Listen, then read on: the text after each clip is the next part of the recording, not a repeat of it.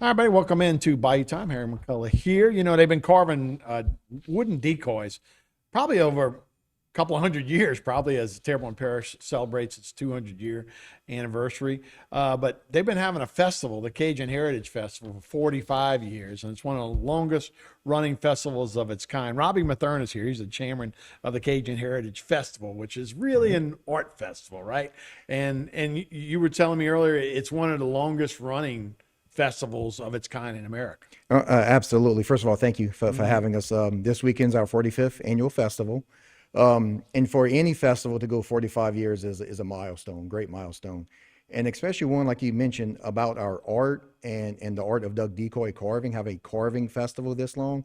It's truly something to celebrate, and that's what we're going to do this weekend. Yeah, no doubt. And tell me about the history. And this goes way back, right? And really, people would carve decoys, and that's before the big plastic ones, right? Absolutely. And you pretty much hit the nail on the head earlier, talking about a couple hundred years. Doug decoys go back to, Native Americans making decoys to hunt. And so this is an art that truly has its roots down here on the Bayou area, Lafourche, Terrebonne, even through New Orleans, South Louisiana, is known really around the world as a birthplace Right. for especially your more modern decoy. But it goes back to a time, like you said, where you had to make what you needed to survive. You made Right. your own boats, you made your own paddles, and you made your own decoys to hunt. And then when the plastic decoys did come around, it shifted into more of an appreciation of the art form to where you had, your carvers adding as much detail as possible. And then it turned into contests and it turned into shows. And so it's such a great, area to be a part of this. There's carvers all around the country, all around the world, actually. But when other carvers find out you're from Louisiana, especially South Louisiana, you already have a little bit of clout because this is really the region that took it like to another level. Right. So it's not just a part of our region, it's a part of our culture. It's our heritage. Right. And look, you brought one here, and this is a pintail, right? A little blue wing teal. Right. Oh, teal. Second time I've done that. Sorry. But look, I'm not putting this in the water, right? This is a work of art Well, and thank you. and Thank you. unbelievable. And the Mathern name, right? As carvers, you guys are like the Manning family, right? When it goes Uh, back, well, maybe one day, right? perhaps. Maybe one day, perhaps. But yeah, personally, I've been carving a little over 30 years now. I was very fortunate. I started when I was a young kid, 11 years old. Had a wonderful teacher, Carl Danos, who we do call the godfather Okay. of Louisiana decoys, a tremendous teacher. And I've been fortunate to, I've been teaching myself now for over 20 years. So our region is saturated with carvers. A lot of guys, carvers are some of the most friendliest people you come across. Usually very willing to share any knowledge, even if you don't take like a formal class.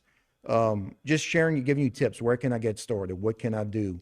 What should I do with this? So at our festival, aside from the contest, you spend a lot of time talking to other carvers. Right. And, Right. Right. can you come look at my decoy? Tell me what I can do a little bit different. Tell me what can I do better. It's such a great family type community. Very blessed to be a part of it for as long as I have. Yeah. Absolutely. How long something like this? How long would that take? Did it take you to do this? Sure. So Beautiful. depending on the type of decoy, that's a little blue wing teal, so it's a little bit smaller. You make something a little larger, like a mallard or pintail, just time wise, it goes a little bit more into it. So you can do something like that. Roughly, you'll say maybe 2, 3 months ish, give or take, working on it off and on. Something a little larger, maybe you get more to that 6 month range, maybe even up to a year. And every carver has a different pace. You're working around family and jobs, perhaps. So maybe you only get in the carving shop once a week or so. But the detail that goes into it, sometimes it's just a simple carving, but you paint a lot of detail. Right. And sometimes, like that one that you're You can holding, feel it. Right? The yeah, feathers. I correct. can It's see it's it. all Right. carved, and it's also wood burned. So before we paint it, we take a fine edge wood burner and we wood burn every single line on every single feather, which Beautiful. sounds very tedious, and it is, but Right. it's also Right. very enjoyable. And then we paint on top, and that's what really adds that extra detail. But if you come to the festival, you'll see a wide range of different styles of decoys. We call these here decorative. If you wood burn, it's called a decorative decoy.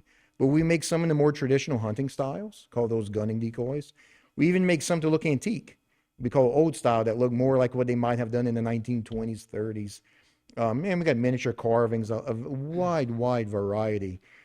So again, depending on how much detail you put in, maybe it take you a month or two, maybe it takes you 6 months or a year, Right. depending on what you're looking to do. No, that's awesome. I guess I buried the lead. It's at the LaRose Civic Center. We should tell you where it's at, when it is.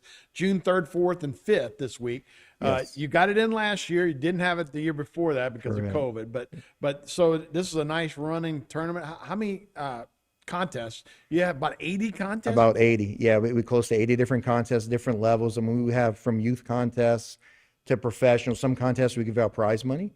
We give out around $25,000 in prize money total through all of our different contests. But we have, and even we were talking earlier, we have a fish carving contest, a boat building contest. We'll have not just decoys, which, like I mentioned earlier, decoys are king down here. We have a lot of duck decoys, but sometimes carvers will make songbirds, blue jays, cardinals, hummingbirds, stuff like that. So you'll see a little bit of everything. It's not just strictly a hunting style decoy. You'll see a little bit of everything. So I know for a fact that we'll have a full-size bald eagle Wow. at the festival this year. He's So, alive. Right? yes, He's not. correct, correct.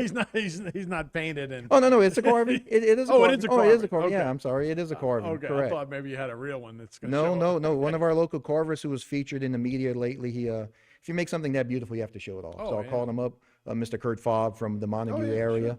and I said, come bring it. So we'll give you a spot. So all kind of stuff to see. Oh yeah, that's awesome. And like I said, I know that area down there. A lot of folks really get into it, and it's a pride for the community. We were just talking. So this is the best of the world are going to be here, and if you want to buy some, if you want to see how it goes, and you also say get tips, pointers, that kind of stuff, Absolutely. right? Absolutely. So the way our weekend, which really it's a Saturday, Sunday type festival.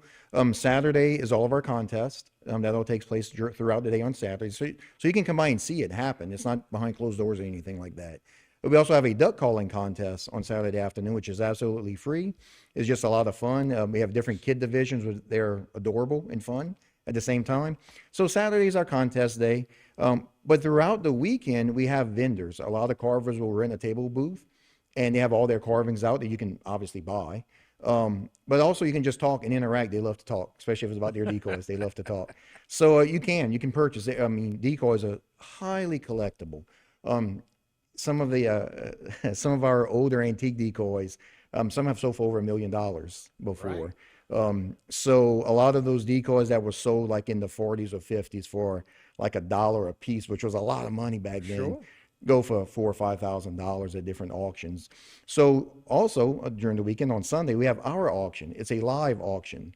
Takes place Sunday afternoon at 1 o'clock. It's a live auction. We usually have around 200 different items in there, mostly carvings, a few prints, flat art, but it's all wildlife art type related stuff. So if you're looking for something in your office or in your camp or in your home, place to Or an come. investment. Or an investment. Oh, absolutely.